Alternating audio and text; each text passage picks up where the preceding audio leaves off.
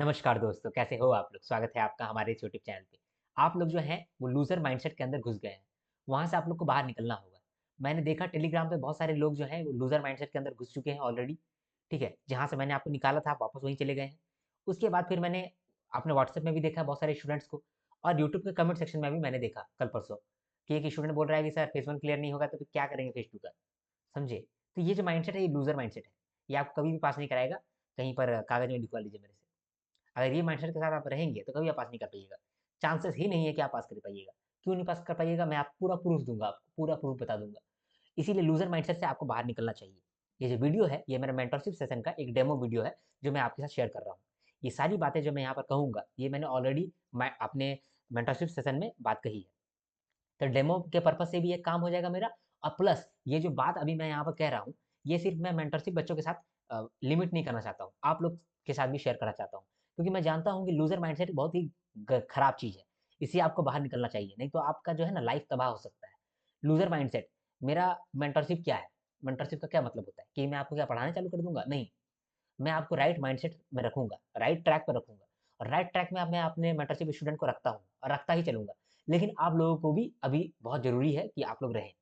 अगर ये सिचुएशन में आपको मेंटरशिप नहीं मिलेगा, तब आप बहुत ही ज़्यादा गड़बड़ में फँस जाइएगा। इसीलिए ये जो डेमो पर्पज़ के रूप में मैं ये लेकर के आ रहा हूँ। जो बहुत क्रूशियल मेंटरशिप होगा, वो मैं वीडियो में लेके आ जाऊँगा, ठीक है? क्योंकि बहुत सारे ऐसे लोग हैं, जो कि अफ़ोर्ड नहीं कर सकते हैं, तो मैं नहीं चाहता हूँ कि वो कोई चीज़ बहुत क्रूशियल चीज़ हो, जो कि मिस कर जाए। ठीक है? क्योंकि आप लोगों ने भी कहीं न कहीं मुझ पे भरोसा करके ही यूट्यूब पे सब्सक्राइब किया है। ठीक है? तो ठीक है, अब हम लोग यहाँ पे बात करते हैं कि आप लोगों का क्या थॉट प्रोसेस हो गया है। अभी आप कह रहे होंगे, "अरे मास्टर हम तो गए मास्टर हम तो गए, मेरा तो एग्ज़ामिनेशन क्रैक नहीं होगा मास्टर, हम तो गए। हम तो फेल होने वाले हैं, मेरा तो क्वांट्स का सेक्शनल कट ऑफ नहीं निकलेगा, मेरा तो इंग्लिश खराब चला गया, मेरा तो जीए खराब चला गया। अरे सर मेरा तो जीए खराब चला गया।" ऐसे करके आप रो रहे होंगे, ठीक है? और आप दिमाग में रहोगे ले आए हैं कि हम तो फेले होंगे। कुछ हो होना चाहना तो है नहीं, हम तो फेले होंगे, बस। यहाँ जब आप सोच लिए कि हम तो फेले होंगे, तब इसका मतलब आप आधा फेल हो चुके थे। समझे? अभी आप अपना फेल होने का चांसेस और बढ़ा रहे हैं। इसके बाद आप 2025 का तैयारी स्टार्ट करेंगे। ये वाला सोच भी है आप लोगों का कि 2025 में स्टार्ट करेंगे और 2025 का फेज़ 1 स्टार्ट कर देते हैं। अभी फेज़ 2 क्या करेंगे यार? एग्ज़ाम क्रैक नहीं हो रहा है, फिर फेज़ 1 होबे नहीं करेगा तो फेज़ 2 करेंगे? हैं? क्या बात करता है? वैसे होगा क्या? फालतू वाला बात है। टीचर जो है गुमराह करता है। टीचर जो है ये अपना कोर्स बेचने के लिए ऐसा बात बोलता है। आपको प्रूफ़ दे रहा हूँ कि आप लूज़र माइंडसेट के अंदर हैं। जो विनर माइंडसेट है वो क्या सोच रहा होगा? मैं बताता हूँ आपको। एक विनर माइंडसेट सोच रहा होगा, उसका भी एग्ज़ामिनेशन खराब गया होगा, ठीक है? उसका भी एग्ज़ामिनेशन खराब हो गया होगा। मान लीजिए एक बंदा है, ठीक है? इसका एग्ज़ामिनेशन खराब गया है। लेकिन अब ये सोच रहा है कि देखो भाई साहब हम तो फेज़ 1 का एग्ज़ाम दिए, तो फेज़ 1 का एग्ज़ाम जब दिए तो हमको मालूम चल गया फेज़ 1 के बारे में। फेज़ 1 में क्वेश्चन कहाँ से पूछता है, जीए किस तरीके का आता है, उसका रीज़निंग किस तरह का आता है, क्वांट किस तरह का आता है और इंग्लिश किस तरह का आता है। ये एग्ज़ामिनेशन को देखा वो और ऐसे ही नहीं देखा, प्रिपरेशन करके देखा, समझे? प्रिपरेशन किया और प्रीवियस ईयर क्वेश्चन को देखा और सामने वाला क्वेश्चन को भी देखा, 2024 का भी क्वेश्चन देखा। तब इसको मालूम चला कि जीए कहाँ से पूछता है, इसको मालूम चला, अब मालूम चला है। पिछले साल भी ये तैयारी कर रहा था, लेकिन पिछले साल इसको मालूम नहीं चला था क्योंकि पिछले साल ये एग्ज़ाम नहीं दिया था और पिछले साल ये सीरियसली तैयारी नहीं कर रहा था। इस साल चूँकि ये फेज़ 1 के लिए सीरियसली तैयारी किया है, तो इसको जीए के बारे में मालूम है। रीज़निंग के बारे में इसको मालूम चल गया कि यार जितना हम तैयारी करते हैं, उस हिसाब से अब और तैयारी करना पड़ेगा। क्वांट्स के बारे में जान गया कि यार क्वांट जो है ना अप्रोच का गेम है। अप्रोच अगर रह गया हम लोग का सही तो हम लोग क्वांट्स कर लेंगे। इंग्लिश के बारे में सोच लिया कि अरे यार इंग्लिश हमारा स्ट्रॉन्ग है यार, इंग्लिश के लिए उतना हमको दिमाग नहीं लगाना होगा। ये चीज़ है नॉर्मल बच्चा, आप भी हैं ऐसा, ठीक है? इसके बाद ये बच्चा का एग्ज़ामिनेशन खराब गया, लेकिन ये बात सब सीख गया। इसके बाद आप लोग जो है वो हार मान रहे हैं, ये बच्चा क्या करेगा? ये बच्चा बोलेगा ठीक है यार, फेज़ 1 तो मेरा खराब गया, लेकिन कोई बात नहीं, फेज़ 2 भी अभी मेरे पास साथ में है। फेज़ 2 में हम लोग क्या करेंगे, फेज़ 2 में भी देखेंगे कि इंग्लिश कैसे पूछता है, ठीक है? फेज़ 2 में भी देखेंगे रीज़निंग बोलता हूँ, ईएसआई कैसे पूछता है। फेज़ 2 में ही देखेंगे फाइनेंस कैसे पूछता है और फेज़ 2 में ही देखेंगे कि मैनेजमेंट कैसे पूछता है। और तैयारी करके देखेंगे। अगर तैयारी करके हम लोग देखेंगे तो क्या फ़ायदा मिलेगा? हम लोग ये मालूम चल जाएगा कि इंग्लिश का प्रिपरेशन हम लोग अगले साल कैसे करेंगे? ईएसआई का प्रिपरेशन हम लोग अगले साल कैसे करेंगे? फाइनेंस की प्रिपरेशन हम लोग अगले साल कैसे करेंगे? मैनेजमेंट का प्रिपरेशन हम लोग अगले साल कैसे करेंगे? जब आप ये चीज़ जान जाएँगे, तब आपको कोई भी टीचर का ज़रूरत नहीं पड़ेगा, ठीक है? ये जो बच्चा है ना, ये अभी ये सब करके फेज़ 1 को देख कर के और फेज़ 2 को देख कर के, फेज़ 1 का तैयारी किया और वो एग्ज़ाम दिया। उसको मालूम चल गया, डीप इनसाइट उसको मालूम चल गया कि सवाल में कैसा आता है, एकदम वो सामने से फेज 1 देखा है। फेज 2 में वो फेल हो गया था, तो फेज 2 में बैठने का मौका नहीं मिला, लेकिन चूंकि ये तैयारी किया था फेज 2 का, तो देख लिया कि जो क्वेश्चन आया है, कोई ना कोई क्वेश्चन तो रिलीज करता ही ना है, तो वहां से देख लिया कि क्वेश्चन जो आया है ना, मेरा प्रिपरेशन के अकॉर्डिंग ही आया है इंग्लिश के अंदर। तो ये बंदा समझ गया कि हाँ, अगले साल है ना हमको इंग्लिश पे ज़्यादा काम नहीं करना पड़ेगा, तो हम थोड़ा सा इंग्लिश पे कम जोर लगाएंगे, हम ईएसआई पे जोर लगाएंगे, क्योंकि ईएसआई का जो हम प्रिपरेशन किए हैं उससे सवाल आया नहीं, सवाल थोड़ा डिफरेंट आ गया, आरबीआई अलग तरीके से सवाल पूछ रहा है, हमको ऐसा लगता है, और मेरा ईएसआई थोड़ा कमजोर है, और इंग्लिश तो स्ट्रांग है, तो इंग्लिश को छोड़ करके ईएसआई पे फोकस करेंगे। फाइनेंस तो करना पड़ेगा भाई साहब, फाइनेंस का स्टैटिक पोर्शन बहुत इंपॉर्टेंट है। पहले जो है ना हम सोच रहे थे कि फाइनेंस का स्टैटिक पोर्शन इंपॉर्टेंट नहीं है, तो उस तरीके से हम फेज 2 में फाइनेंस का स्टैटिक पोर्शन पढ़े नहीं गए, लेकिन एग्जाम में देख रहे हैं कि आया है सवाल, इसका मतलब कि अगले साल भी कुछ भी कर सकता है। तो इस बार हम लोग फाइनेंस में भी स्टैटिक भी पढ़ेंगे, मैनेजमेंट भी स्टैटिक पढ़ना बहुत जरूरी है। मैनेजमेंट जो अभी हम लोग पहले से पढ़ चुके थे, हमको लग रहा था कि मैनेजमेंट तो मेरा अच्छा हो गया है प्रिपरेशन, लेकिन इस बार जब हम फेज 2 का पेपर देख रहे हैं, तब तो देख रहे हैं यार तो गड़बड़ है यार, हम तो सॉल्व नहीं कर पा रहे हैं, इसका मतलब कि मेरा प्रिपरेशन सही नहीं हुआ है, यानी कि 2025 के लिए हमको मैनेजमेंट में भी काम करना पड़ेगा। ये चीज़ ये बच्चा सीख लिया। ठीक है, आप क्या सीखे हैं मैं आपको बताता हूँ। ठीक है, नहीं नहीं, अभी इस बच्चा की बात करते हैं। अब अगला बार क्या हुआ, 2025 का बात अब मैं करता हूँ। ठीक है, ये बच्चा जो है, ये फेज 1 देख चुका है, फेज 2 देख लिया है। ठीक है, अब ये 2025 आया, 2025 आया, और 2025 में ये इसका एग्जाम फिर से खराब गया फेज 1, लेकिन अभी जो है ना ये लकी आदमी था। ठीक है, और इस बंदा के साथ है ना, आपने भी एग्जाम दिया है। ठीक है, आप भी एग्जाम देने के लिए गए 2025 में, और ये बंदा भी एग्जामिनेशन देने गया। ठीक है, दोनों आप लोग एग्जामिनेशन देने के लिए गए, अब दोनों आप पास हो गए, फेज 1 में लक की वजह से दोनों पास हो गए, फेज 1 में लक की वजह से आप दोनों पास हो गए, ऐसा होता है, लक कभी कभी काम कर जाता है, दोनों पास हो गए। ठीक है, अब फेज 2 का बारी आया। ठीक है, अब बताइए कि फेज 2 में कौन पास करेगा, आप पास करिएगा, वो पास करेगा। लक 2 बार चांस नहीं देता है, लक एक ही बार चांस देता है। बताइए क्या होगा, ये जो बच्चा है ना, ये बच्चा ये क्लियर करेगा। बोलिए क्यों? क्योंकि ये बाकी टीचर पे डिपेंडेंट नहीं था, क्योंकि ये खुद से देखा था कि इंग्लिश इसका कितना स्ट्रांग है नहीं है, और उस हिसाब से तैयारी किया था। आप तो कर भी नहीं किए थे, आप तो दूसरा टीचर का भरोसे रह गए थे। और ये जो बंदा है, इसको एग्जामिनेशन से मतलब 2024 के बाद से पूरा साल भर इसको क्लैरिटी रहा होगा इंग्लिश के बारे में, ईएसआई के बारे में, फाइनेंस के बारे में, मैनेजमेंट के बारे में, लेकिन आपका आपका नहीं हुआ क्लैरिटी। आप क्या किए होंगे, आप वीडियो देख रहे होंगे। अच्छा, आर्यंस ग्रेड बी का चैनल में क्या बोल रहा है, कैसे प्रिपरेशन करना चाहिए फेज 2 का, अनुजिंदर चैनल में क्या बोल रहा है, कैसे प्रिपरेशन करना चाहिए, एडुटैप चैनल में क्या बोल रहा है, कैसे प्रिपरेशन करना चाहिए, कौन सा रिपोर्ट करना चाहिए, कौन सा स्कीम करना चाहिए, ये सब क्या अंदर फंस गए हैं। ये है लूजर माइंडसेट।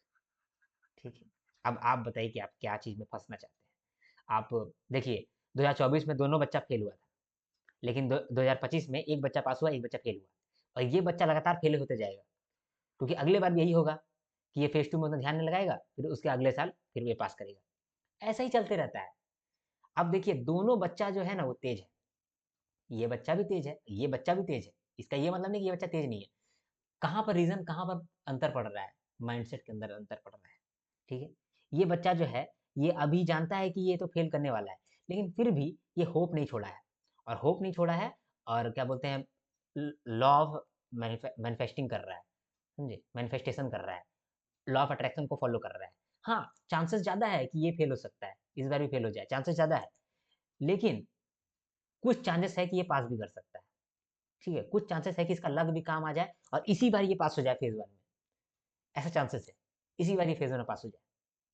लेकिन आपका चांसेस है ना, आपका चांसेस ही नहीं है, क्योंकि आपने पहले से ही अपने मन में बैठा लिया है कि मेरा तो पास नहीं होने वाला है, तो आप लॉ ऑफ मैनिफेस्टेशन को पहले ही रिजेक्ट कर चुके हैं।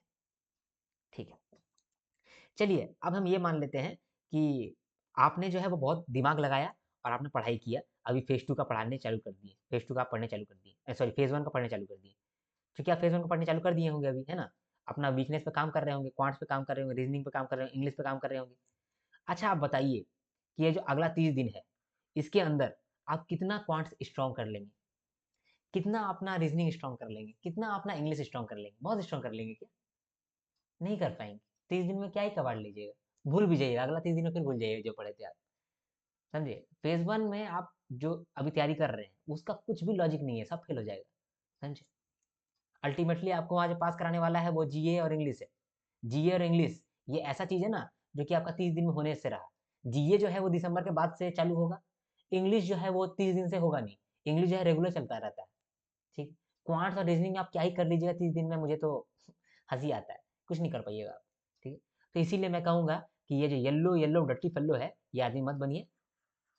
रेड रेड बनिए। रेड रेड मतलब ताकतवर। ठीक है। और एक बात यहाँ पर मैं बताना चाहता हूँ कि ये देखिए, अगर ये आप कर लेते हैं ना, ये बच्चा जो है, अगर ये बच्चा आप बन जाते हैं, लाल वाला बच्चा बन जाते हैं आप, ठीक है, तो आपका क्या फ़ायदा हो जाएगा? ये लाल वाला बच्चा का बहुत फ़ायदा होगा। ये जब फेज़ 1 का अभी तो एग्ज़ामिनेशन दे चुका है, फेज़ 2 का तैयारी कर रहा है, फेज़ 2 के बारे में एग्ज़ामिनेशन खत्म होगा, तो इसके बारे में पूरा आइडिया हो जाएगा, क्लैरिटी मिल जाएगा। साथ में इसका फेज़ 2 का अच्छा खासा तैयारी हो जाएगा, क्योंकि ये ऑलरेडी फेज़ 2 का तैयारी ही कर रहा था। इंग्लिश कर रहा था, ईएसआई कर रहा था, फाइनेंस कर रहा था, मैनेजमेंट कर रहा था, डिस्क्रिप्टिव आंसर राइटिंग कर रहा था। तो इसका फेज़ 2 का ना ऑलरेडी प्रिपरेशन अच्छा हो गया था। तो इसको अब और ज़्यादा मेहनत नहीं करना पड़ेगा अगले बार के लिए। अगले बार सिर्फ फेज़ 1 पे मेहनत करना पड़ेगा और जो कि वो अच्छा से कर लेगा, क्योंकि इसके अंदर आप कॉन्फिडेंस भी है कि आप फेज़ 2 के बारे में जानते हैं। और ये फेक कॉन्फिडेंस नहीं है। आप बहुत लोगों को ऐसा लगता है ना कि यार फेज़ 2 तो आसान है, क्वेश्चन आसान पूछता है। नहीं, नहीं, नहीं, नहीं, नहीं, आप फँस गए हैं। ऐसा ऐसा आप गलती में मत फँसिए, ठीक है? फेज़ 2 आसान नहीं होता है, ठीक है? ये आपको कहने को ऐसा लग रहा है, फेज़ 2 आसान होता है, फेज़ 1 ही आसान है। तो यहाँ पर आप ये गलती कर रहे हैं। हम तो गए मास्टर, हम तो गए, आप रोने के लिए बैठ गए हैं, समझे? ये गलती आप कर रहे हैं। तो क्या करना चाहिए आपको? आपको करना चाहिए तैयारी फेज़ 2 का, ठीक है? और फेज़ 2 का तैयारी आप कैसे करेंगे? फेज़ 2 का रिपोर्ट्स एंड स्कीम्स अलग होता है, फेज़ 1 का अलग होता है। अलग इन द सेंस कि पढ़ने का तरीका अलग होता है। रिपोर्ट्स जब आप फेज़ 2 के लिए पढ़ते हैं तो आपका अप्रोच बदल जाता है। फेज़ 1 के लिए पढ़ते हैं तो अप्रोच बदल जाता है। पीआईबी फेज़ 1 के लिए आपका अप्रोच बदल जाता है, फेज़ 2 के लिए अप्रोच बदल जाता है। अभी आपने देखा होगा, आप एग्ज़ामिनेशन देकर के आए होंगे और पीआईबी से कोई भी सवाल नहीं नहीं देखा होगा आपने। तो आपको लग रहा होगा भाग साला, पीआईबी से पढ़ना चाहिए, भाग, पीआईबी फालतू चीज़ है और इतना भी टीचर लोग भरोसा नहीं करना चाहिए, पीआईबी से कुछ नहीं आता है। लेकिन अगर आप अभी तैयारी करेंगे और फेज़ 2 में देखेंगे कि यहाँ तो पीआईबी क्वेश्चन पूछ लिया है, तब आपका दिमाग में ये चीज़ बैठा रहेगा कि नहीं है भाई, पीआईबी तो पढ़ना है। फेज़ 1 में नहीं पूछेगा तो फेज़ 2 में पूछेगा। ये एनुअल रिपोर्ट है, फेज़ 1 में नहीं पूछेगा तो फेज़ 2 में पूछेगा। आपको क्लैरिटी मिलेगा। ये क्लैरिटी के लिए मैं आपको ये फ़ोर्स कर रहा हूँ, ठीक है? मेंटरशिप वाले बच्चे जो हैं, उनको तो मैं फ़ोर्सफुली ये करा दूँगा। आपको नहीं करा सकता हूँ, आप मेरे हाथ में नहीं हैं, ठीक है? तो आप क्या कर सकते हैं? आप इसको एक्सेप्ट कर सकते हैं। अदरवाइज़ फिर आप अपना फेट को एक्सेप्ट कर सकते हैं। कोई ऑप्शन नहीं है अदरवाइज़, है ना? तो यहाँ पे मैंने आपको बोला है कि अगर आप फेज़ 2 का एग्ज़ामिनेशन का तैयारी करेंगे, तो अच्छी बात है। नहीं करेंगे तो बहुत मुश्किल है। लेकिन अगर नहीं करते हैं आप, ठीक है? मान लीजिए कि नहीं करते हैं, तो बाद में आप वंडर करेंगे कि काश हम फेज़ 2 की तैयारी कर लेते। Preparing for phase 2 would have given the, आपको ऐसा लगता है कि फेज़ 2 का तैयारी करते, तो हम लोग को ये मालूम चीज़ चल जाता। क्या चीज़ मालूम चल जाता? डिफ़िकल्टी लेवल का एक आइडिया ल लग जाता। रियल चैलेंज क्या होता है, वो आपको फीलिंग आ जाता, फेज़ 2 का। फेज़ 2 को किस तरीके से आपको प्रिपेयर करना चाहिए अगले साल में, वो आपको क्लियर हो जाता, ठीक है? आपका अप्रोच मालूम चल जाता। रिवीज़न किस तरह से आपको करना चाहिए फेज़ 2 सब्जेक्ट का, मैनेजमेंट का कैसे रिवीज़न करना चाहिए, ईएसआई का कैसे करना चाहिए, ईएसआई में फाइनेंस है, सॉरी फाइनेंस में स्टैटिक है और करंट अफेयर्स है, ईएसआई के अंदर बहुत सारे स्कीम्स है, रिपोर्ट्स है। बहुत हेक्टिक जॉब है, ईज़ी जॉब नहीं है। तो अगर एक बार आपका किया हुआ रहेगा, तो आपके पास ये दिमाग में रहेगा कि किस तरीके से हम लोग चैलेंज को फेस करना है और रिवीजन को किस तरह से करना है। अगर अगले साल आप फेज़ 1 बाय लक पास कर गए या इसी साल अगर आप बाय लक पास कर गए, तो उसके बाद फिर फेज़ 2 में आपका लक काम नहीं आएगा। लक एक ही बार आता है। तो एक बार आपका फेज़ 1 में अगर लक काम आ गया, तो फेज़ 2 में आपको मेहनत के लिए रेडी रहना पड़ेगा। आपको अपने आप को पूरा तैयार रखना पड़ेगा, तभी आपका लक काम आएगा। इसीलिए आपको अगर फेज़ 1 लक से पास हो सकता है ना कि पास हो गए, 1-2 नंबर से पास हो गए, कट ऑफ थोड़ा-सा क्लियर हो गया, है ना? कुछ भी हो सकता है। अगर ऐसा हो गया, तो बाद में आपको रोना ना पड़े, इसके लिए मैं कह रहा हूँ कि फेज़ 2 की तैयारी कर लो, ठीक है? रिपोर्ट्स एंड स्कीम जो होता है, इसका स्ट्रैटेजी बहुत डिफरेंट होता है, दोनों फेज़ के लिए। डिस्क्रिप्टिव में आप काम कर सकते हैं, ठीक है? और आप यहीं पर स्टार्ट कर सकते हैं। ये एकदम परफेक्ट टाइम है, पूरे साल में ये परफेक्ट टाइम है, जहाँ पर फेज़ 2 का प्रिपरेशन कर सकते हैं। बाकी ये परफेक्ट टाइम नहीं होगा, ठीक है? ये बातें मैं सिर्फ मेंटरशिप स्टूडेंट को बताता हूँ, लेकिन चूँकि आप लोग मुझ पे बहुत भरोसा किए हैं और ये इतना क्रूशियल टॉपिक है कि आपको बताना ज़रूरी बन गया है, तो इसीलिए मैं बता रहा हूँ। विनर माइंडसेट, ठीक है? आपको विनर माइंडसेट रखना है और लूज़र माइंडसेट नहीं रखना है। मैं आपको हमेशा विनर माइंडसेट बोलता था, लेकिन मैं ये बोलना भूल गया कि लू विनर माइंडसेट जो है, वो शेन वाटसन के द्वारा लिखा गया है। चलिए ठीक है, कोई बात नहीं, होता है। Winner mindset. जानते हैं, मैं आपको बताता हूँ कि एक बंदा जो सक्सेसफुल होगा, उसके अंदर क्या-क्या क्वालिटी पाया जाता है। मैं आपको बता देता हूँ, ठीक है? आप नोटिस करना, आप कभी न कभी तो ये चीज़ नोटिस करेंगे, ठीक है? आप बाद में बोलेंगे कि हाँ, आर्यन सर ये बात बताए थे कि किस तरीके से एक आदमी फेमस हो पाता है या एक आदमी जो है सक्सेसफुल हो पाता है।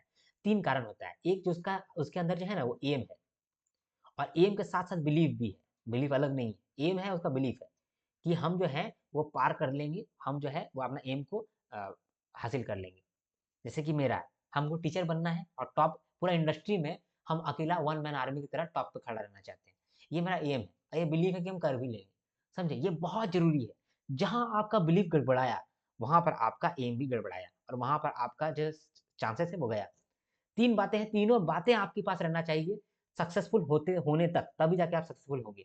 पहला हो गया एम और बिलीव। आपके केस में आपका एम क्लियर होना चाहिए कि हमको आरबीआई ग्रेड बी बनना है, आरबीआई ग्रेड बी ही बनना है, आरबीआई ग्रेड बी ही बनना है।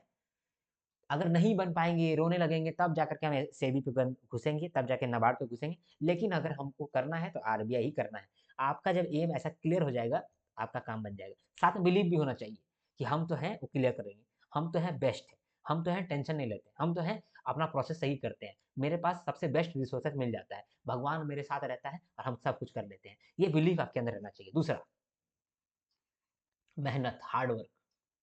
जब आप ये सब कर लिए, बिलीव है आपके पास, एम है आपके पास, तब आपको हार्ड वर्क करना चाहिए। ये हार्ड वर्क कैसे होता है? आप भूल जाते हैं, सब कुछ आप भूल जाते हैं कि आप क्या करना चाहिए। मतलब आपको खाना चाहिए था, खाना आप भूल गए। आपको जाकर के जिम जाना चाहिए था, तो आप जिम भूल गए। ठीक है? ऐसा आप मग्न हो गए हैं। जिम जाना बहुत ज़रूरी है, खाना भी बहुत ज़रूरी है, ठीक है? हेल्थ बहुत ज़रूरी है। लेकिन अगर मान लीजिए कि आप भूल गए हैं ये सब करने के लिए, सिर्फ़ आप हार्ड वर्क कर रहे हैं और अपने दिमाग को इतना माइंडसेट बना दिए हैं, आपका काम बन जाएगा। मैं अपना एग्ज़ाम्पल लेता हूँ, मैं बहुत ही बीमार रहता हूँ, ठीक है? अब मैं आपको बताता हूँ कि पहले आपका जो माइंडसेट है ना, वो माइंडसेट से मैं गुज़रा हूँ, इसीलिए मैं कह रहा हूँ आपको। उस समय मेरा स्थिति क्या था मैं आपको बताता हूँ। मेरी तबीयत खराब हो गया था, डॉक्टर को दिखाने के लिए गया था। डॉक्टर ने कह दिया था कि आपको ना ये करना बायोप्सी करना पड़ेगा। बायोप्सी का मतलब होता है कि कैंसर का डायग्नोसिस। कैंसर नहीं है हमको, ठीक है? कैंसर का डायग्नोसिस, कैंसर का चेकअप। तो हम डर गए, पूरा डर गए कि यार मेरे साथ तो स्थिति खराब हो गया। एक रात भी जग जाता था ना, तो मेरा छाला हो जाता था। और अभी मेरा बिलीफ ऐसा बन गया है कि हमको कुछ नहीं होता है। भाई यहाँ से कुछ नहीं होता हमको, हम एकदम परफेक्ट है। हम अभी 4 घंटा सोते हैं। हमको डॉक्टर जानते हैं क्या बोला था कि 8 घंटा नहीं सोइएगा, आपका छाला हमेशा होते रहेगा, वो ठीक ही नहीं होगा। अभी मैं सोता हूँ 4 घंटा, डेली सोता हूँ 4 घंटा, रात भर में जगा रहता हूँ, आपके लिए वीडियो बनाता हूँ। रात में ही मैं वीडियो बनाता हूँ, अभी कितना बज रहा है? 1:30 बज रहा है, वीडियो बना रहा हूँ, 4 बजे तक वीडियो बनाऊँगा, 2-4 वीडियो और बना लूँगा, ठीक है? पूरा पीआईबी ऐसे ही मैंने कवर कराया है। इतना मेहनत मुझे मुझे मना किया गया था कि इतना मेहनत मत करना, जितना मेहनत तुम करोगे ना, उतना तुम्हारा बॉडी के न्यूट्रिएंट्स जो है वो यूज़ होते रहेगा और तुमको छाला हो जाएगा। छाला होगा तो तुम्हारे लीवर पे इम्पैक्ट डालेगा। इतना सारा बात कह दिया था कि ना, और कोई छोटा-मोटा डॉक्टर नहीं है, वेस्ट बंगाल का, सिलीगुड़ी का बहुत बड़ा डॉक्टर है, गैस्ट्रोएंटेरोलॉजिस्ट है, ठीक है? तो क्या हुआ मेरा बिलीफ, ठीक है यार, कुछ नहीं प्रॉब्लम है, हल्का-फुल्का छाला होता है, ठीक हो जाते हैं, ठीक है? उतना दिक्कत ही नहीं है। मैं खाना नहीं खाता हूँ, आपको क्या मालूम मैं खाना नहीं खाता हूँ। अगर मैं सुबह उठूँगा, फिर कभी-कभी खाऊँगा, फल खाता हूँ सुबह में, बस हो गया, खाता हूँ नहीं। जिम नहीं जाते। मेरे भैया हमको पूरा बोलते-बोलते थक गए कि जिम जाओ आसू, मेरे घर का नाम आसू है। जिम जाओ आसू, जिम जाओ आसू, तुम तेरा तबीयत इसीलिए खराब जा रहता है, तुम जिम नहीं जाते हो, तुम अपना हेल्थ पे ध्यान नहीं रखते हो, इसीलिए तुम्हारी स्थिति खराब है, नहीं जाते जिम। अब जाएँगे, अब सब कुछ पूरा पहले आप लोग के लिए काम कर लें, सिस्टम सेट कर लें, उसके बाद जाएँगे जिम। हम नहीं जाते जिम, ठीक है? तो हम यहीं बैठे हुए हैं हम, यहीं बैठे रहते हैं हम। कम से कम आप मैं आपको बताता हूँ 4 घंटा हम सोते हैं, 10 घंटा हम यहाँ बैठे हुए रहते हैं। ये चेयर पे बैठे रहते हैं हम, सोते भी नहीं हैं, आपको मालूम? कहाँ कुछ हो रहा है हमको? कुछ नहीं होता है। बिलीफ, एम, खाना भूल जाना, जिम भूल जाना, हेल्थ भूल जाना, रिलेशनशिप भूल जाना, ठीक है? मतलब थोड़ा बहुत मैनेज कर लेना जो आपकी प्रायोरिटी पे है, ठीक है? अब मैं रिलेशनशिप नहीं भूल पाता हूँ क्योंकि फिर खंजर आ जाएगा, ठीक है? तो एम हो गया, हार्ड वर्क हो गया और तीसरा परसेवरेंस, ठीक है? परसेवरेंस, ये बहुत ज़रूरी है भाई साहब। परसेवरेंस का ही दूसरा नाम मैं कह दूँगा आपको ग्रिट। ये बहुत ज़रूरी है, बहुत ज़रूरी है। ये दोनों जितना ज़रूरी है, ये अकेला ज़रूरी है। मैं आपको बताता हूँ कि आप बहुत अच्छा हो सकते हैं, आप लकी भी हो सकते हैं, ठीक है? आप मेहनती भी हो सकते हैं, लेकिन किस्मत नाम का भी एक चीज़ होता है, ठीक है? इसको आप अनदेखा नहीं कर सकते, किस्मत नाम का चीज़ होता है। लेकिन किस्मत कितना ज़रूरत होता है? 2%, 3%, 4%, इतना ही आपको किस्मत का ज़रूरत है। लेकिन ये किस्मत आपके पास है, अगर आप भगवान को मानते हैं तो, या फिर अपने माँ-बाप को मानते हैं तो, ये आपका लक आपके पास आ जाता है। अगर आप दूसरे का सेवा करते हैं, दूसरे का मदद करते हैं, तो ये जो 2-3% है लक है ना, ये आपके पास आ जाएगा। आप अनलकी नहीं रहिएगा, 2-3% लक आ जाएगा। और अगर 2-3% लक है, तो आपका परसेवरेंस काम आ जाएगा, आपका ग्रिट के साथ वो काम कर जाएगा। परसेवरेंस का मतलब होता है कि आप हार माने हैं, मतलब कि एक बार हारे हैं, हार नहीं माने हैं, फिर हारे हैं, फिर हार नहीं माने हैं, फिर आप हारे हैं, फिर नहीं हार माने हैं, उसके बाद फिर आप जीते जीते जीत ही जाएंगे। मेरे साथ भी ऐसा है, मैं आपको अपना कहानी सुना रहा हूँ, ठीक है। मैं आपको मतलब वो मोटिवेशनल स्पीकर नहीं बन के दिखा रहा हूँ आपको, मैं आपको बता रहा हूँ मैं अपना कहानी, ठीक है। मैं अभी आपको बताता हूँ। सीए का बात है, समझे। सीए फाउंडेशन मैंने दिया, एक ही बार में पास कर गया, ठीक है, मजाक मजाक में दिया था, पास कर गया था। मुझे डर लग रहा था कि मैं कैसे पास कर गया हूँ, मतलब शॉकिंग था। मैं कैसे पास कर सकता हूँ यार, मेरा तो कॉमर्स बैकग्राउंड भी नहीं है। 6 महीना में सीए फाउंडेशन क्रैक, समझे। उसमें लॉ में भी अच्छा नंबर आ गया, उसके बाद फिर अकाउंटिंग में अच्छा नंबर आ गया। अरे हमको विश्वास नहीं हो रहा था कि यार हम कैसे पास किए हैं, अकाउंटिंग तो मेरा पढ़ा हुआ भी नहीं है। आपको मालूम है, कुछ भी नहीं पढ़े थे हम। बाकी जो बच्चा पास नहीं किया था ना, उससे भी कम जानते थे हम। लेकिन मेरे अंदर बिलीफ आ गया था पास कर जाएंगे, और कर भी गए, समझे। उसके बाद फिर ये तो मेरा अच्छा हुआ ना, ये तो मेरा लक साथ दिया। उसके बाद फिर सीए इंटरमीडिएट गए, सीए इंटरमीडिएट में पास कर गए, फिर पास कर गए, अब बिना पढ़े। मजाक नहीं कर रहा हूँ, पढ़े पढ़े हम बिना पास कर गए हैं, मतलब बिना पढ़े ही पास कर गए। उसके बाद देखिए, उसके बाद मैं पास ही नहीं कर पा रहा था। उसके बाद वीडियो बनाने लगा, ठीक है। पहले मैंने ब्लॉग चैनल बनाया, ब्लॉग चैनल बनाया, ब्लॉग नहीं चला। मैंने करीब करीब 5 गो ब्लॉग चैनल बनाया है, अलग अलग तरीके का। टेक चैनल बनाया है, ब्लॉग के साथ मैंने टेक चैनल बनाया है। टेक के साथ मैंने एजुकेशन चैनल बनाया है। एजुकेशन चैनल में मैंने आपको बता रहा हूँ, एजुकेशन चैनल में अकाउंट्स में पढ़ा चुका हूँ, एडवांस अकाउंट, सॉरी अकाउंट्स भी नहीं, एडवांस अकाउंट मैंने पढ़ाया हुआ है, कॉस्टिंग पढ़ाया हुआ है, मैथ पढ़ाया हुआ है। मैथ में मैं बोका हूँ, मैं बार बार ये बोलता हूँ, मैथ मैंने पढ़ाया हुआ है। इसके बाद फिर कॉस्टिंग, जीएसटी, जीएसटी मैंने पढ़ाया है। इनकम टैक्स, इनकम टैक्स पढ़ाया है मैंने, आईसीएआई का मटेरियल से पढ़ाया था। इनकम टैक्स और जीएसटी, ये मेरा फेवरेट सब्जेक्ट हुआ करता था, टैक्स, ठीक है। लेकिन उतना नंबर भी नहीं आया था, नॉर्मल नंबर आया था। तो टैक्स पढ़ाया है मैंने, मैथ पढ़ाया है, कॉस्टिंग पढ़ाया है, एडवांस अकाउंट पढ़ाया है, फाइनेंशियल मैनेजमेंट पढ़ाया है। फाइनेंस और मैनेजमेंट नहीं, फाइनेंशियल मैनेजमेंट, ठीक है। फाइनेंशियल मैनेजमेंट पढ़ाया है मैंने, जिसमें रेशियो वगैरह नहीं होता है, पीवी पीवी रेशियो, उसके बाद ये सब अंडसेंट, ये सब मैंने पढ़ाया है। साथ में स्ट्रेटजिक मैनेजमेंट मैंने पढ़ाया है। देख रहे कितना पढ़ाया है मैंने। आपने मेरा नाम सुना कभी? नहीं। क्यों नहीं नाम सुना? अच्छा से नहीं पढ़ा पाया, किस्मत साथ नहीं था, कंटिन्यूटी नहीं रह पाया। ऐसे कंटिन्यूटी भी नहीं कह सकते हैं, कंटिन्यूटी था। चैनल का नाम बताता हूँ। अच्छा से नहीं बना पा रहा था मैं वीडियो, धीरे धीरे करके इंप्रूव किया हूँ, ठीक है। उसको आरबीआई के लिए भी वीडियो बनाया, आपको मालूम? पिछले साल मैंने आरबीआई के लिए वीडियो बनाया है, और क्वालिटी कंटेंट है वो, समझे, नॉर्मल वीडियो नहीं है, क्वालिटी कंटेंट है, करंट अफेयर्स कराया था मैंने। देख रहे हैं, ये सब मेरा करीब करीब ना 50 चैनल है मेरे यूट्यूब पे। कुछ चला है कुछ? ना, कुछ नहीं चला। फिर भी मैंने हार नहीं माना है, फिर से मैं आया आप लोग के लिए। इस बार चला मेरा, आप लोग आए, भरोसा किया, मेरा कंटेंट में हम इम्प्रूव किए। तो कभी कभी हम लोग को लगता है कि हम लोग डिजर्व करते हैं, लेकिन नहीं कर रहे होते हैं। लेकिन जब जब हम लोग परसेवरेंस रखते हैं, ग्रिट रखते हैं, रेगुलरली काम करते जाते हैं, हार्ड वर्क के साथ काम करते जाते हैं, तो एक समय ऐसा आता है कि जब हम लोग डिजर्विंग बन जाते हैं। और जब हम डिजर्विंग बन जाते हैं, तो यूनिवर्स हम लोग को दे देता है। ये है यूनिवर्स का सिंपल नियम, इसी को हम लोग बोलते हैं लॉ ऑफ अट्रैक्शन। बिलीव करते रहिए अपने माइंड में, जब आप बिलीव करते रहेंगे तो आप इंप्रूव होते रहिएगा, इंप्रूव होते रहेंगे तो आप डिजर्विंग बन जाइएगा। जब डिजर्विंग बन जाइएगा, तो आपको यूनिवर्स जो है अपॉर्चुनिटी देगा, अपॉर्चुनिटी को ग्रैब कर लीजिए, आप जीत जाइए, सिंपल, ठीक है। डरिए नहीं, ठीक है। मैं आपको अंधाधुंध बात नहीं कहता हूँ, मेरा जो फेस किया है मैंने वही बात बताया है। मेरा तबीयत जो खराब हुआ, मैं सबको एज ए ना सीख मानता हूँ, एज ए लेसन मानता हूँ, जो भगवान ने मुझे सिखाया है। भगवान जो है ना, आपको कैसे सिखाता है, भगवान आपको कोई मेंटरशिप सेशन नहीं लेता है। हाँ, भगवान का वो भी सिस्टम नहीं है कि वो आपको क्लास 1 क्लास 2 क्लास 3 करके सिखाएगा।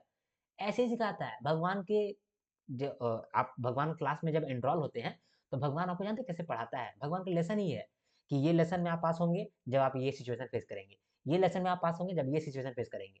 अगर आपको मतलब कि आरबीआई से भी लेवल में पढ़ना है, तो आपको पढ़ाई भी उसी तरह से लेवल में करना पड़ेगा। तो भगवान भी जानता है जब आपको इस लेवल पहुंचाना होगा भगवान को, तो आपको बहुत कठिनाई देगा, अदरवाइज आप कुछ नहीं कर सकते। यही होता है। तो मैंने ये जाना है कि मेरे साथ बहुत ही बुरा चीज हुआ, बहुत सारा, ठीक है। जो मेरा ये जो फेज़ था पिछला साल, जब मैं पढ़ नहीं पा रहा था। आपको मालूम है, मैं अपने आप को मानता हूँ ना कि अगर मैं आप लोग को ना पढ़ाऊँ, तो मेरा आरबीआई क्रैक हो जाएगा, आरबीआई आराम से क्रैक हो जाएगा, ठीक है। मैंने जिस शिद्दत से पढ़ाई किया ना आरबीआई ग्रेड बी को, आराम से क्लियर कर लूँगा, अगर मैं आपको नहीं पढ़ाऊँगा तो, ठीक है। ये पिछले साल मैं ये कोशिश कर रहा था कि आप लोग को ना पढ़ाऊँ और मैं अपना पढ़ करके एग्ज़ामिनेशन क्रैक कर लूँ। पिछले साल मैंने ये कोशिश किया है, लेकिन फिर मैंने देखा कि मैं तबीयत खराब हो जाता है, ये हो जाता है, वो हो जाता है, ठीक है? सेल्फिश होने से बहुत प्रॉब्लम होता है। तो अब फिर मैंने जाना कि सेल्फिश होने से कोई काम नहीं बनेगा, हेल्प करते रहो, सिचुएशन के साथ लड़ते रहो। सिचुएशन पे से सिचुएशन आपका काम बनता है, अदरवाइज़ काम नहीं बनता है। सिंपल यही बात है, समझे? तो बहुत सारे लेक्चर दे दिए क्या मैंने? चलो कोई बात नहीं। क्या करना चाहिए मैं आपको बताता हूँ। मैंने यहाँ पे लिखा है नाउ और नेवर। अभी कर लो, वरना आपको चांसेस कभी नहीं मिलेगा, ठीक है? फिर अगला साल मिलेगा। 2-3 साल आपका गायब हो जाएगा। ये नाउ और नेवर वाला सीन है, ठीक है? अभी आपको क्या करना चाहिए? अगर आप अपना आपको ऐसा लगता है कि एग्ज़ामिनेशन थोड़ा-सा क्रैक करने के चांसेस है, ठीक है? तो मैनिफेस्ट करिए, ठीक है? अपना लॉ ऑफ अट्रैक्शन को इस्तेमाल करिए, मैनिफेस्ट करिए और प्रिपेयर करिए फेज़ 2 के लिए, अगर आपको थोड़ा भी चांसेस है तो। जब सारे बच्चे फेज़ 2 के लिए तैयार करेंगे, तब मैं अपना कंटेंट जो है वो लेकर के आऊँगा। मैं एक नया बैच लॉन्च करना चाहता हूँ। वो बैच का नाम मैं रखना चाहता हूँ परम शक्ति बैच। तो परम शक्ति बैच, चूँकि मैं शक्ति माँ को बहुत मानता हूँ, तो मैं परम शक्ति बैच लेकर के आऊँगा और मैं आपको पूरा फेज़ 2 तैयारी करवा दूँगा। अगर एग्ज़ामिनेशन फेज़ 1 नहीं निकलता है आपका, तो फेज़ 2 का तैयारी आपका ऑलमोस्ट हो जाएगा। और अगर एग्ज़ामिनेशन निकल जाता है, तो फेज़ 2 में आपका मज़े ही मज़े, ठीक है? दूसरा बात, फेज़ 2 के बारे में आपको पूरा नॉलेज हो जाएगा और फेज़ 2 के बारे में ये भी जान लेंगे कि क्या करना चाहिए, क्या नहीं करना चाहिए, ठीक है? क्योंकि मैंने भी फेज़ 2 बार-बार तो पढ़ाया नहीं है, इस बार मैं पढ़ा रहा हूँ, आपको हेल्प पहुँच सकता है, ठीक है? You have nothing to lose. आपके पास हारने के लिए कुछ नहीं है। अगर आपका एग्ज़ामिनेशन खराब गया है, आपके पास हारने के लिए है ही क्या? क्या बचा है आपका हारने के लिए? कुछ नहीं है। आपका कितना 30 दिन समझ जाएगा, 30 दिन समझ जाएगा। आप टेंशन मत लीजिए। अगर आपका 30 दिन मैंने बर्बाद कर दिया ना, तो मैं आपका 30 दिन वापस लेकर के आ जाऊँगा, ठीक है? टेंशन मत लीजिए। Get the idea about opponents ultimate weapon. देखो, आरबीआई का जो एग्जामिनर है, उसका हथियार क्या है? जिस हथियार से वो आपको मारना चाहता है, उसके पास 2 हथियार हैं। पहला है, उसके पास क्या बोलते हैं, ब्रह्मास्त्र, ठीक है? ब्रह्मास्त्र मान लेते हैं, ठीक है? ब्रह्मास्त्र मान लेते हैं। स्पेलिंग को छोड़िए, ठीक है? अगर ब्रह्मास्त्र कोई बच जाता है ब्रह्मास्त्र से, तो फिर वो भेजेगा अपना परम ब्रह्मास्त्र, ठीक है? ये है, मान लीजिए कि रावण का पावर है ये। रावण का पावर है या फिर आपका जो भी अपोनेंट है उसका पावर है और आप है राम, ठीक है? तो आप अगर जाइएगा और ये ब्रह्मास्त्र का नॉलेज रख लीजिएगा कि ब्रह्मास्त्र है रावण के पास, तो ब्रह्मास्त्र को आपको किस तरह से टैकल करना है, ये आपके पास नॉलेज है, ठीक है? तब आप जाके लड़ लीजिएगा। आप ब्रह्मास्त्र से बच जाइएगा। लेकिन क्या परम ब्रह्मास्त्र से बच पाइएगा? क्योंकि आपने परम ब्रह्मास्त्र को तो देखा ही नहीं है, नहीं बच पाइएगा। अगर मान लीजिए कि आप ब्रह्मास्त्र से लक बाय चांस बच गए, आपको शिव जी बचा लिए, तो लेकिन क्या परम ब्रह्मास्त्र से बच पाइएगा? नहीं, नहीं बच पाइएगा। लेकिन अगर राम जी दोनों के बारे में नॉलेज रख लेते हैं, परम ब्रह्मास्त्र क्या है और ब्रह्मास्त्र क्या है, तो अब रावण फेंकेगा ब्रह्मास्त्र, बच जाइएगा, परम ब्रह्मास्त्र बच जाइएगा। अभी जो ये रावण है ना, ये राम जी पे अटैक नहीं कर रहा है। अभी जो रावण है ना, ये अभी किसी और पे अटैक कर रहा है। मान लीजिए कि ये अटैक कर रहा है श्रवण पे। श्रवण पे ही ये ब्रह्मास्त्र चला रहा है और श्रवण पे ही ये परम ब्रह्मास्त्र भी चला रहा है। और यहाँ पर आप राम जी हैं, आप चेक कर रहे हैं कि अच्छा, ब्रह्मास्त्र और परम ब्रह्मास्त्र ये दोनों विपन है इस रावण का। तो इससे लड़ने के लिए हम लोग के पास ब्रह्मास्त्र को टैकल करने का शक्ति होना चाहिए और परम ब्रह्मास्त्र को भी टैकल करने का शक्ति रहना चाहिए। तो जो अल्टीमेट वेपन है आरबीआई का, इसके बारे में आपको नॉलेज हो जाना चाहिए। यहीं से होगा जब आप फेज 2 की तैयारी करेंगे। Do not rely on other teachers for phase 2 preparation. अगर आप एक बार फेज 2 का तैयारी कर लेते हैं खुद से, तो आप बाकी टीचर पे रिलाई नहीं करेंगे, ठीक है? बाकी टीचर पे आप ये फोकस नहीं रहेंगे, आप फ्री हो पाइएगा। Stay ahead from the competitor. आप अपने मोस्ट ऑफ द कॉम्पिटिटर से आगे बढ़ पाइएगा। इसका रीज़न सेम है कि बाकी जो बच्चे हैं क्या हुआ है, चुपचाप बैठ कर रो रहे हैं। वो अपना फेज़ 1 चालू कर दिए हैं और वो आपका कॉम्पिटिशन से बाहर है। वो लोग एग्ज़ामिनेशन में क्रैक नहीं करेंगे। हालाँकि वो और आप और मेरे मेंटरशिप वाले बच्चे, सब कोई का कैलिबर जो है वो बहुत हाई है। ये मैंने नोटिस किया है, ये मैंने परखा है। आप लोग जो हैं वो छोटे-मोटे विद्यार्थी नहीं हैं। सब जो है ना, सब डिज़र्व करता है इस एग्ज़ामिनेशन को क्रैक करना, सब। अगर कैलिबर का बात करें, अगर नॉलेज का बात करें, अगर हार्ड वर्क का बात करें, अगर डिज़र्विंग का बात करें, सब कोई डिज़र्व करता है। लेकिन डायरेक्शन लेस है सब कोई। कुछ जो डायरेक्शन के साथ हैं वो लोग काम कर लेते हैं। मैं आपको बोल रहा हूँ जो कोचिंग इंस्टीट्यूट भी जॉइन कर रहा है ना, वो भी डायरेक्शन लेस है। इसीलिए मैं आपको बार-बार बोलता हूँ कि मेंटरशिप में मैं आपको कोचिंग नहीं देता हूँ। आपको मैं पढ़ाता कम हूँ या फिर पढ़ाता नहीं भी हूँ, लेकिन मैं आपको गाइड करता हूँ। गाइड करना बहुत ज़रूरी है, आपके ज़िंदगी में एक मेंटर होना बहुत ज़रूरी है, ठीक है? जो भी सक्सेसफुल आदमी है वो बोलता है कि मेंटोर जो है वो बैकएंड में काम कर रहा होता है, समझे? वो आपको फ्रंट एंड में दिखता नहीं है, लेकिन बैकएंड में वो बहुत काम करता है। You can not skip phase 2 and start studying phase 1।